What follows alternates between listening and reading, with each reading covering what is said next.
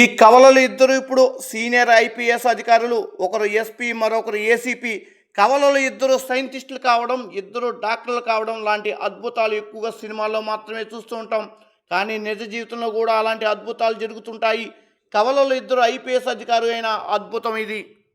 దీంతో నెటిజన్లు ఈ పోస్టును తెగ వైరల్ చేస్తున్నారు. ఇద్దరిని సూర్యసింగం చిత్రంలో పోల్చుతూ కామెంట్స్ పెడుతున్నారు. మరికొంతమంది నెటిజన్లు వీరిద్దరూ ఒకరికొకరు డూప్ లాగా కనిపిస్తున్నారు, గుర్తుపట్టడం కూడా కష్టం అని కామెంట్స్ చేస్తున్నారు.